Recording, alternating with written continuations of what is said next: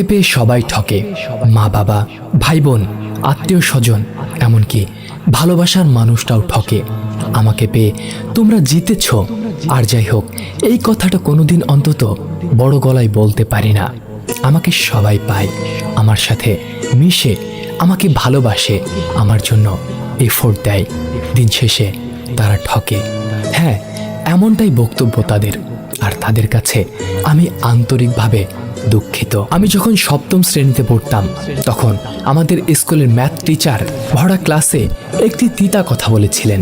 তবে কথাটি তিতা হলেও চরম সত্য, রূঢ় বাস্তব। স্যার বলেছিলেন, সেই মা ততক্ষণ পর্যন্ত মা হতে পারে না যতক্ষণ পর্যন্ত না সে তার সকল সন্তানকে সমপরিমাণ ভালোবাসে। কার কাছে কথাটি কেমন লেগেছিল জানি না, কারো মনে আছে কিনা আমি তাও জানি না। তবে আমি কেন জানি না খাতায় নোট করে রেখেছিলাম লাইনটা। সৎ মায়ের খারাপ আচরণ, দুর্ব্যবহারের কথা সিনেমা, নাটক, উপন্যাস এবং লোকমুখে সবাই বলে, অথচ আপন মা বাবার দেওয়া আঘাত, তাদের দুর্ব্যবহারের কথা কেউ সামনে আনতে চায় না। এই তিক্ত সত্য নিয়ে কেউ কথা বলে না, অথচ ভুক্তভোগী অজস্র সন্তান। আমার এই কথাটি হয়তো বেশ অনেকেই রিলেট করতে পারবে তাদের নিজেদের সাথে। যে সমস্ত সন্তানেরা পরিবারের অবহেলার শিকার, জীবনের কোনো একটা পর্যায় থেকে তারা পরিবারের সাথে থেকেও পরিবারকে হারিয়ে ফেলেছে, পরিবারের অপমান, লাঞ্ছনা, গঞ্জনার শিকার হতে থাকে অনবরত, অথচ তারাই তাদের পরিবারকে সবচেয়ে বেশি ভালোবাসে এবং